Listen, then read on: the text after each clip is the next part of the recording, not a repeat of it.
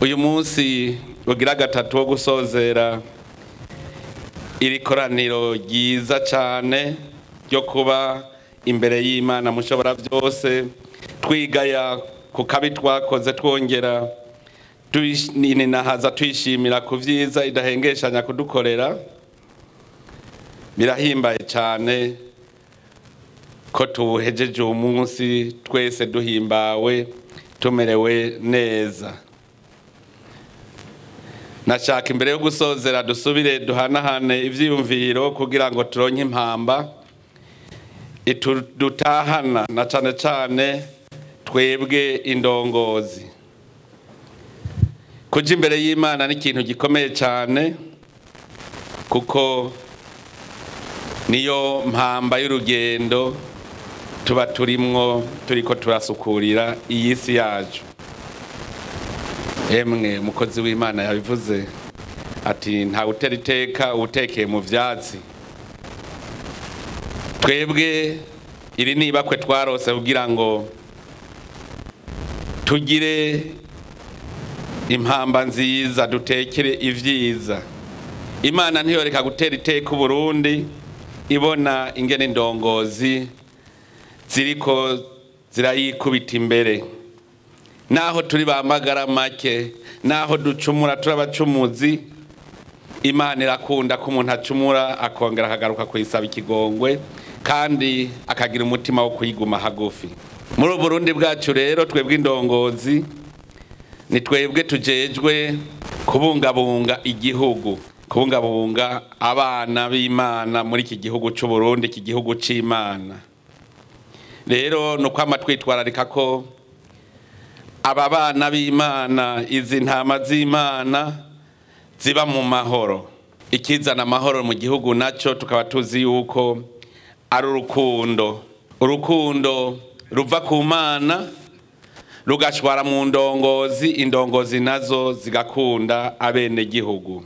Imana tumaze iminsi 3 twambaza tuninahaza niyo se rukundo, twaje kuva mu rukundo none turizeye yuko indongozi zose ubwo rukundo twavomye ku Mana tugiye kurushwarisha mu bana bayo. Ejo aho bukera buca tugira ikoraniro kaminuza kugira dutore indongozi nshasha. Ni ngombwa yuko tugenda naho nyene duhanuranye tumenya ico arico indongozi. Turakenguruka ku nyigisho umukozi w'Imana yaduhaye, ariko nagira subire nanje mpanure ntihagire uharanira ivyicaro, kuko ibanga ryo kurongora abandi si ibanga ryoroshe.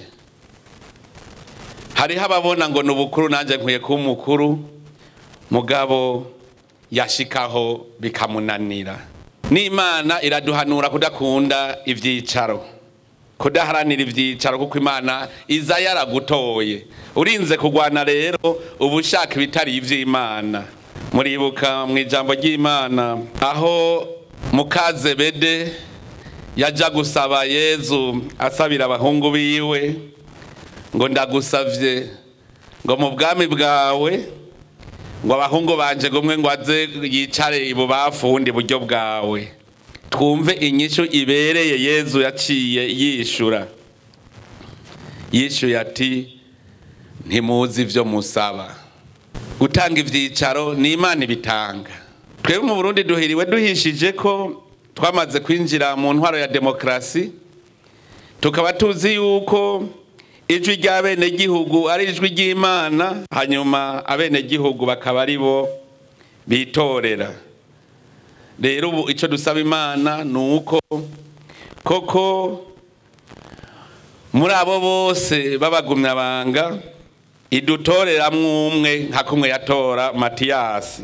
Erega na Matiyasi yari kumwe na Baranaba, mugabo Imana yabatoreye Matiyasi kandi nta myidogo yahabaye. Kugwanira rero ivyicaro twame tuzi yuko ari byo bizana indyane. Abarinzi bagwanira ivyicaro baba bamaze gufatwa na shetani, nico gituma bizana indyane. Yezu rero araduhanura twese ati ushaka kuba umukuru niyemere abo mushumba w'abandi. Ibi ndabikebura ko cyane indongozi kumenya yuko muri abungere b'intama, abene gihugu ni intama, natwe tukaba abungere. Nitwaba dushaka rero kuba abungere, tumenye iki ijambo ry'Imana ritubwira yuko rutegerezwa kuba abungere beza bigura intama zabo.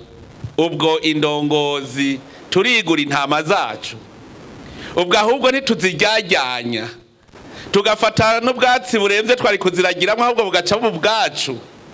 Nico gituma tuguma dusenga dusaba Imana iduha umutima wo kuba abungere koko. Nivyo kandi naho umwungere mwiza intama zitagamburuka naho nyene nturagira ngo bikunde. Namwe rero batwagwa mumenye yuko mutagamburutse muhejeje konona cya gihugu ciza Imana yaduha.